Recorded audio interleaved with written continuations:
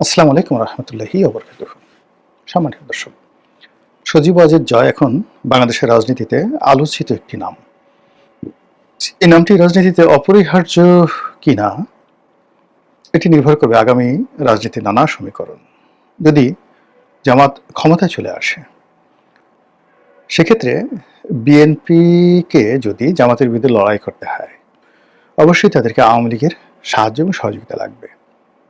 দ্বিতীয়ত, যদি বিএনপি ক্ষমতা আসে, সেক্ষেত্রে জামাতের সঙ্গে আওয়ামী লীগের একটি সম্পর্ক হয়ে যাবে স্বয়ংক্রিয়ভাবে। এর বাইরে রাজনীতির অন্য কোনো সমীকরণ নেই। আর যদি তৃতীয় কোনো শক্তি আসে, ডক্টর মোহাম্মদ ইউনূস দীর্ঘমেয়াদে ক্ষমতায় থাকেন, সেক্ষেত্রে হয়তো আওয়ামী লীগের ক্ষমতায় ফিরে আসতে আরও অনেক সময় লাগবে এবং রাজনীতির মেরুকরণটা আসলে হবে না। অর্থাৎ ডক্টর মোহাম্মদ ইউনূস যদি ক্ষমতায় থাকেন, সেক্ষেত্রে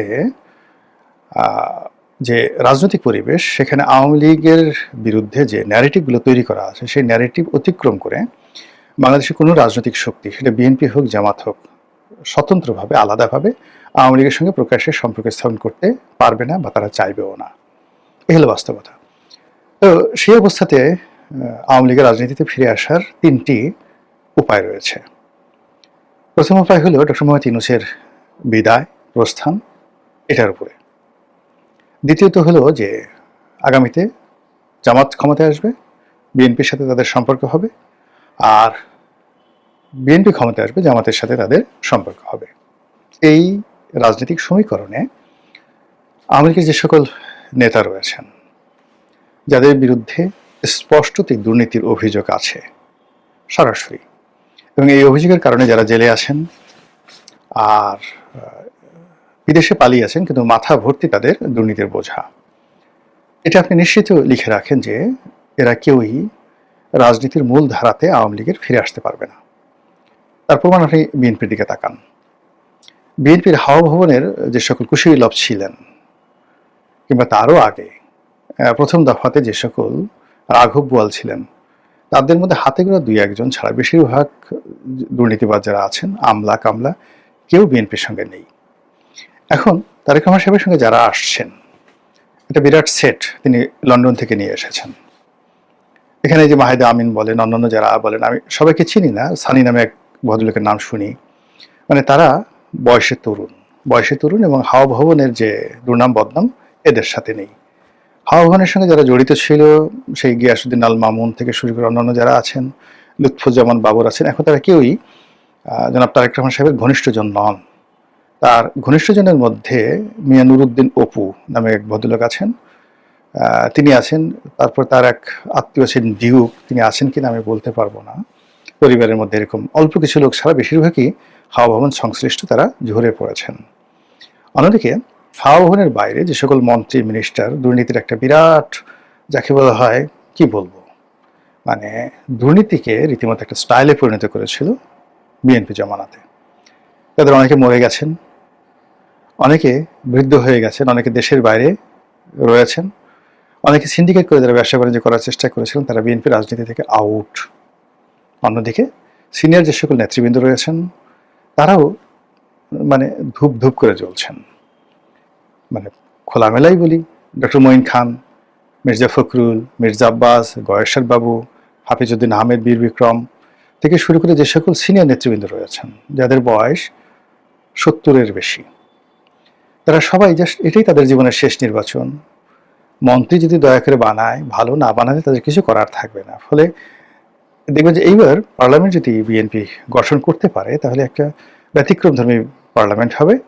আর সেই পার্লামেন্টে তাদের যে দুদফা 1991 থেকে 96 আর 2001 থেকে 2006, এই সময়ের মধ্যে যারা দুর্নীতির বরপুত্র রয়েছেন, মানে রাজপরিবারের বাইরে, রাজপরিবার নিয়ে তো আমাদের দেশে আলোচনা হয় না, মানে রাজপরিবারকে সবাই পয়েন্ট আউট করে না, বলে যে না আপার কোনো দোষ নাই, ভাইয়ের কোনো দোষ নাই, সবই ওই অমুক খান করছে, অমুক টিন্টু করেছে, তারপরে অমুক দরবেশ করেছে, বাকি সবাই মানে আপারা সবাই নির্ভয়ে জাল। এটা আমাদের দেশের একটা কালচার। তো সেই দিক থেকে রাজপরিবারকে বাইরে রেখে বাকি সবার কথা যদি চিন্তা করেন, তাহলে দেখবেন যে বিএনপির ক্ষেত্রে এই ঘটনা ঘটেছে। দুই নম্বর হলো যে এরশাদের জামানাতে একই অবস্থা। এরশাদে যারা কুখ্যাত এরশাদের সহযোগী ছিলেন, তারা কেউ রাজনীতিতে সাস্টেন করতে পারেননি। সবাই কিন্তু দুর্নীতিতে ধরাশায়ী হয়েছেন। দুর্নীতি নিয়ে আসলে খুব বেশি রাজনীতি করা যায় না। তো সেদিক থেকে আগামীতে আওয়ামী লীগের যে সকল মন্ত্রী, এমপি, ব্যবসায়ী, আমলা কামলা, সাংবাদিক, তারপরে শেষে সাহিত্যিক থেকে শুরু করে যে সমস্ত লোক দুর্নীতিতে জড়িয়েছেন, তারা রাজনীতিতে ফিরে আসতে পারবেন না। এটা মানে প্রকৃতির যে একটা সমীকরণ, এটা সজীব ওয়াজেদ জয় থেকে শুরু করে দলের যারা নেতৃবৃন্দ রাজনীতিতে আসতে চাচ্ছেন তাদেরকে জিনিসটা বুঝতে হবে যে এই যাদের বিরুদ্ধে ন্যূনতম দুর্নীতির অভিযোগ আছে এবং সেই দুর্নীতি যদি তাদের জানাও থাকে, তবে এখানে লিবারেল হওয়ার কোনো সুযোগ নেই। তাদেরকে নিয়ে রাস্তায় নামার সঙ্গে সঙ্গে পতন অনিবার্য হয়ে পড়বে। This is one. Second thing হলো যে আগামীতে যদি এই যাকে বলা হয় জনাব সজীব ওয়াজেদ জয়কে রাজনীতিতে ফিরে আসতে হয়, তাহলে তাকে ঠিক সেই কাজটি করতে হবে যে কাজটি তারেক রহমান সাহেব করেছেন 2009 থেকে আজ পর্যন্ত। তিনি তার মাকে মানে একটা পক্ষ করে ক্ষেত্র বিশেষে তার মায়ের সঙ্গে মতদ্বৈধতা করে জিদ করে প্যারালাল একটি গ্রুপ শক্তি তিনি গড়ে তুলেছিলেন অনবরত পরিশ্রম করে। অনেকে এটাকে আম্মা গ্রুপ, ভাইয়া গ্রুপ হিসেবে টিটকারি করতো, কিন্তু তারেক রহমান সাহেব এটা সফল হয়েছেন। এবং সফল হওয়ার পর একটা সময় তারেক জিয়া যখন বুঝলেন যে তার সাংগঠনিক ক্ষমতা বেশি, আর বেগম জিয়া যখন বুঝলেন যে তিনি তার সন্তানের সঙ্গে পেরে উঠছেন না, সন্তানকেই সবাই মেনে নিচ্ছে নির্দ্বিধায়, তখন ধীরে ধীরে তারেক রহমান সাহেবের যে একছত্র আধিপত্য দলের উপর প্রতিষ্ঠিত হয়ে গেল।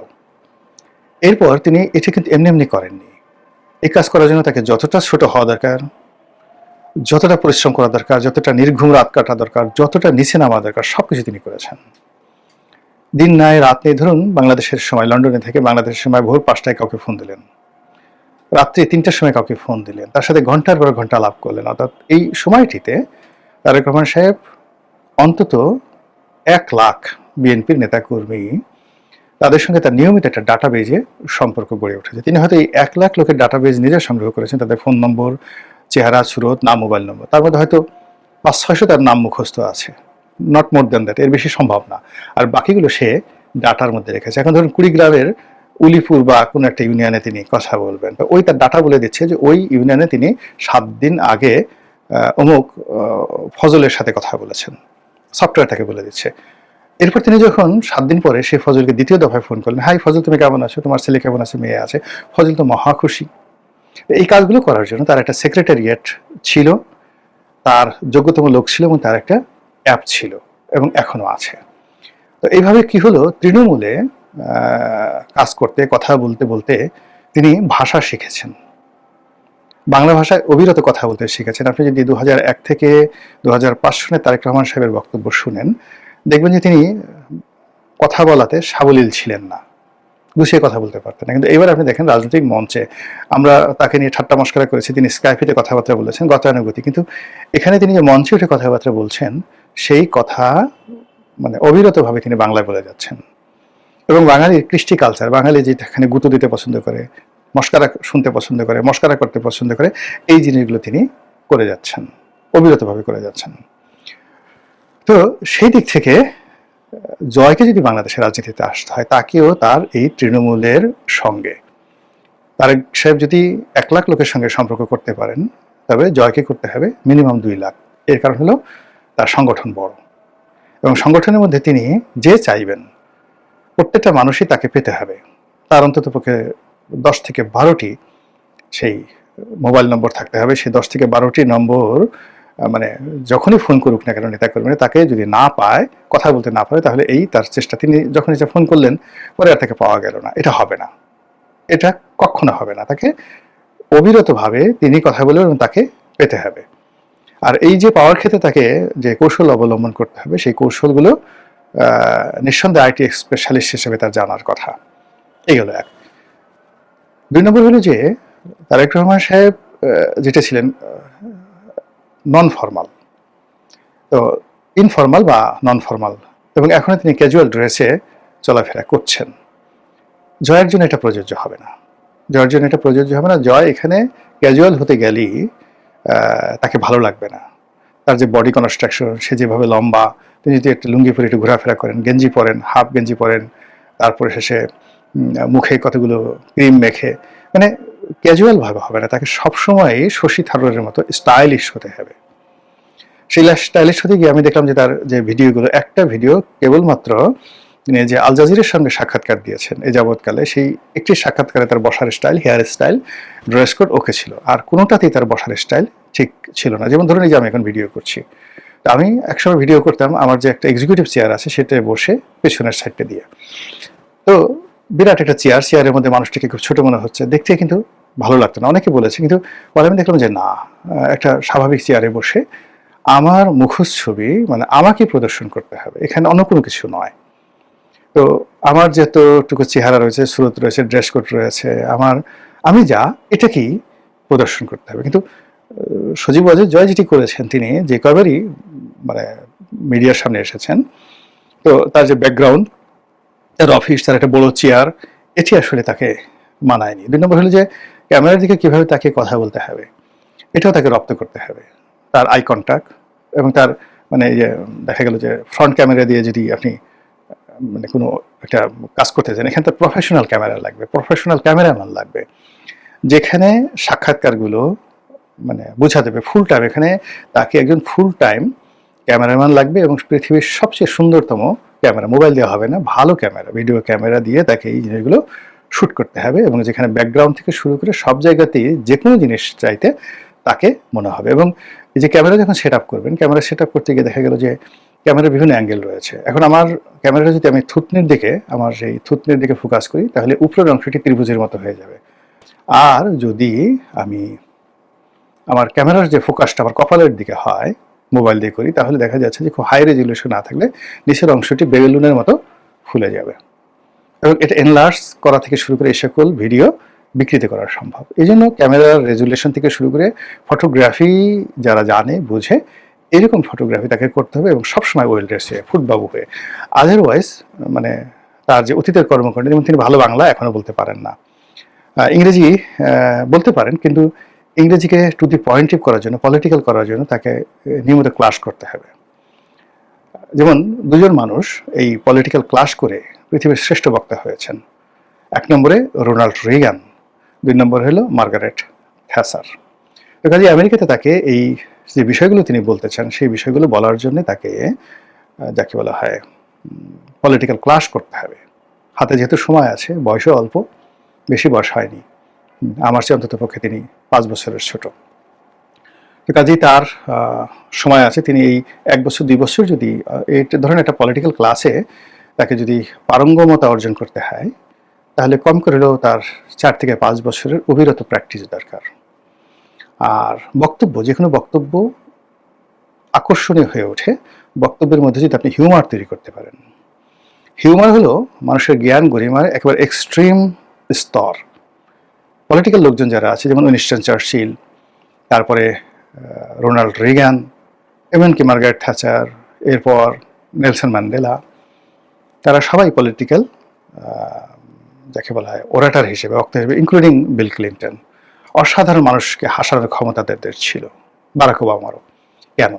প্রচুর প্রচুর পড়াশোনা করেছেন, এমন কোনো জিনিস নেই তারা করেননি। ভালো সিনেমা দেখেছেন, কবিতা পড়েছেন, গল্প পড়েছেন, উপন্যাস পড়েছেন, ঝড় ঝরে মুখস্থ। ফলে একটি গুরুগম্ভীর বিষয়কে হালকা করে দেওয়ার জন্য তাদের ভাণ্ডারের শব্দ ঘটনার কোনো অভাব নেই, ফলে তারা সফল হয়েছেন।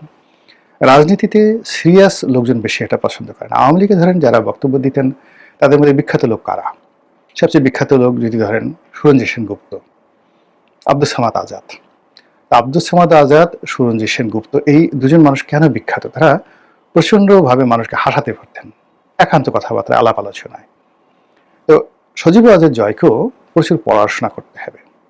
আমার কাছে মনে হচ্ছে যে তার বাংলা ভাষা, সাহিত্য, বাংলাদেশের রাজনীতি, এই বিষয়ে যে পড়াশোনাগুলো আছে এগুলো আবার নতুন করে পড়া উচিত।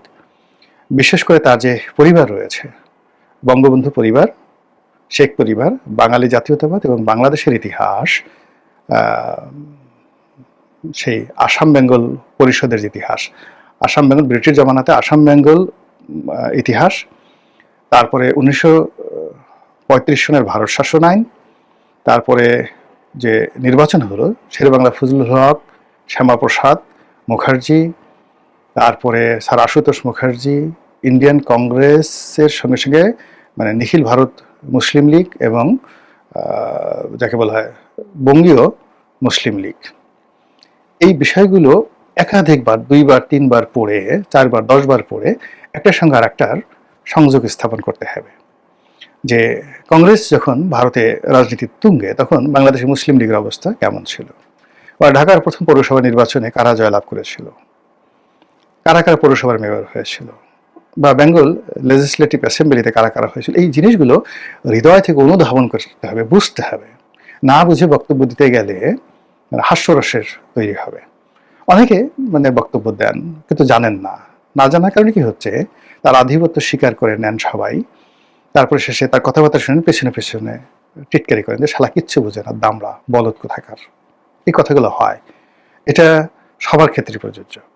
যার জন্য হয় কি, যে বিষয়ে কথা বলতে হবে আর যে বিষয়ে রাজনীতি করতে হবে সেই বিষয়ে জ্ঞানের কোনো বিকল্প নাই। পৃথিবীর সব রাষ্ট্রনায়ক যারা আছেন তারা তাদের প্রথম সম্পদ ছিল জ্ঞান, এরপর দ্বিতীয় সম্পদ ছিল পরিশ্রম, তৃতীয় মানে পরিশ্রম মানে মেহনত, তৃতীয় ছিল তাদের সোহবত, তাদের বন্ধু বান্ধব। এই 3টি জিনিস ছাড়া মানে জয় যদি ভালো বন্ধু জোগাড় করতে না পারেন, সে যে সকল বন্ধুর কারণে তাকে ডুবতে হয়েছে, হাওয়া ভবনের যে দুর্নাম বদনাম তার সাথে জয়ের দুর্নাম বদনাম বাংলাদেশে কোনো অংশে কম নয়। এটা জয়কে কান খোলা রেখে বুঝতে হবে। তার নামের সঙ্গে অন্তত 10 জন লোকের নাম যুক্ত হয়েছিল বাংলাদেশে। আনিসুল হক, সালমান এফ রহমান থেকে শুরু করে মন্ত্রী পরিষদের অনেকের নাম, সেখানে আরাফাত, পলক, এদের সবার নাম যুক্ত হয়েছিল। এখন এই নামগুলোর যে দুর্নাম, বদনাম, সুনাম সবই কিন্তু জয়কে কেন্দ্র করে। এই বিষয়গুলো তাকে কগনিজেন্সে নিতে হবে এবং এই সত্যকে স্বীকার করে ভালো কর্ম দিয়ে মানুষকে যাকে বলা হয় খুশি করতে হবে। যেমন আমার নিজের উদাহরণ দিই, আমি যখন সংসদ সদস্য হলাম 2009 থেকে শুরু করে 2010, 1 বছরের মধ্যে বাংলাদেশের সকল পত্রপত্রিকাগুলো মানে রীতিমতো জয়নাল হাজারীর বিরুদ্ধে বা শামীম ওসমানের বিরুদ্ধে যেভাবে লেগেছিল তার চেয়ে বৃহত্তর এফোর্ট দিয়ে আমার বিরুদ্ধে লাগলো। পটুয়াখালীর ভাইয়া, ভাইয়া বাহিনী, এমন কোনো মন্দ কাজ নেই, মন্দ ন্যারেটিভ নেই যেটি 2009 থেকে 10 পর্যন্ত 1 বছরে বাংলাদেশের সবগুলো পত্রপত্রিকা আমার বিরুদ্ধে না করেছে। এরপরে দলের মধ্যে সবচেয়ে প্রভাবশালী যারা লোকজন রয়েছেন তারা শেখ হাসিনার কান সবসময় ভারী করেছেন। তো এই যে ন্যারেটিভগুলো, নেতিবাচক যে বিষয়গুলো, আমি একটাও ডিফেন্ড করার চেষ্টা করিনি। ডিফেন্ড করার চেষ্টা না করে আমি এমন কিছু কাজকর্ম করেছি, এমন কিছু কথা বলেছি, এমন কাজ করেছি নির্বাচনী এলাকাতে, ঢাকাতে, মিডিয়াতে, ব্যক্তিগত জীবনে, যেখানে অনেস্টি, তার সঙ্গে সঙ্গে পরিশ্রম, মেহনত, তার সঙ্গে সঙ্গে সদিচ্ছা, তার সঙ্গে সঙ্গে কৌশল এবং একটা গুড ডিডস, এই জিনিসগুলো থেকেছে। ফলে কি হলো, প্রতিপক্ষ বারবার চেষ্টা করেছে বিভিন্নভাবে অপদস্থ করার জন্য, বিভিন্ন ন্যারেটিভ তৈরি করার চেষ্টা করেছে, কিন্তু আলটিমেটলি ওইগুলো ডিফেন্ড করার জন্য বা ওইগুলো মাথায় নিয়ে আমি না ঘুরে আমি আমার ভিতরে যে ভালো কাজগুলো করেছি এবং প্রতিপক্ষ যারা আমার বদনাম করেছে তাদের যে জিনিসগুলো নেই সেই জিনিসগুলো আমি নিজের মধ্যে মানে ঢুকিয়ে তারপরে সেইগুলো আমার প্রতিপক্ষের উপর বোঝা হিসেবে চাপিয়ে দিয়েছি। ফলে কি হলো, দেখুন 2009 থেকে আজ পর্যন্ত আমি তো আছি আপনাদের সঙ্গে, লোকজন আমার কথা শুনছে, আমি লোকজনের কথা শুনছি, রাস্তায় একা একা চলতে পারছি। এবং এই যে জাতীয় রাজনীতিতে 2001 থেকে আজ পর্যন্ত প্রায় 26 বছরের অংশগ্রহণ, জাতীয় আলাপ আলোচনার ক্ষেত্রে 2009 থেকে আজ পর্যন্ত 17-18 বছরের অবিরতভাবে যে মিডিয়ার যে একেবারে শীর্ষে থাকা, খুঁজে দেখেন বাংলাদেশে দ্বিতীয় কোনো ব্যক্তি পাবেন না। এই সময়ের মধ্যে সিনেমাতে অনেক নায়ক আসছে, আমরা যখন 2009 সনে এই মিডিয়াতে মানে রীতিমতো হিরো হয়ে গেলাম কয়েকজন পলিটিক্যালি। আমাদের যে রেটিংটা এটা মানে এখন তখনও মোশাররফ করিম আসেননি, সাকিব আল হাসান তখনও ক্রিকেটে মানে নাম করেননি 2009 সনে, সাধারণ একজন ক্রিকেটার, মানে ক্রিকেট কন্ট্রোল বোর্ডের সভাপতি মুস্তফা কামালের পা ধরে বসে থাকতেন সারাক্ষণ, এবং সেই ছবি প্রকাশে আসছে সাকিব আল হাসান। তারপরে সাকিব খান নায়ক, তখনও নায়ক ঠিক মতো হননি, মঞ্চে 2009 সনে সে এত ব্যস্ততা নেই, বিভিন্ন জায়গাতে ভাড়ায় গিয়ে মঞ্চে নাচানাচি করতেন। তো ওই সময়তে যারা নায়ক ছিলেন, নায়িকা ছিলেন, কেউ নেই এখন আর, নো ওয়ান। আবার এখন দেখেন যে এর মধ্যে মোশাররফ করিম, সাকিব আল হাসান থেকে শুরু করে তারা ভাটার টানে চলে গেছেন। মানে জনপ্রিয়তা এবং যাকে বলা হয় মিডিয়ার যে কভারেজ, এটা খুব অল্প সময়, 4-5 বছরের বেশি থাকে না, যে কোনো মানুষের জন্য, রাজনীতি বলেন, সব ব্যাপারে বলেন। তো সেক্ষেত্রে বৃদ্ধ বয়সে যখন মানুষ বড় হয়ে যায়, এই মিডিয়ার লাইমলাইটে থাকার জন্য সবচেয়ে বেশি দরকার হলো জ্ঞান, সততা, সাহস এবং নির্লোভ একটি অভিব্যক্তি। সেই জিনিসগুলো যদি জয় অর্জন করতে পারেন, এবং তিনি বলতে পারেন যে কেন অর্জন করতে হবে, তার নাই এই জিনিসগুলো এখন পর্যন্ত তার সেই জিনিসগুলো ভিতরে ঢুকেনি। এই জিনিসগুলো তাকে অর্জন করতে হবে, আর অর্জন করতে পারলে নিরহংকার একটা মন লাগবে, তাকে মনে করতে আমার কিচ্ছু নেই, শুধুমাত্র আমার একটা বংশ পরিচয় আছে, it's a liabilities at this moment. এই মুহূর্তে তার যে বংশ পরিচয়, শেখ হাসিনার পুত্র, এটা একটা সূত্র পরিচয়ের জন্য, কিন্তু এটা অ্যাসেট নয়, লায়াবিলিটিস। এই লায়াবিলিটিসটিকে তিনি অ্যাসেটে যদি পরিবর্তন করতে চান, তাকে যা যা বললাম সেই কাজগুলো করতে হবে। আর তাহলে তিনি তারেক রহমান সাহেবের চাইতে অনেক অনেক সুন্দরভাবে, সম্মানিত পন্থায় বাংলাদেশকে তোলপাড় করে, দুনিয়াকে তোলপাড় করে তিনি বাংলাদেশে ফেরত আসতে পারবেন। আদারওয়াইজ ওই যে তিনি গেছেন জানাকুম, সেই জানাকুমই তাকে মালাকুল মৌতের দরজা পর্যন্ত পৌঁছে দেবে। আল্লাহ ভালো জানেন।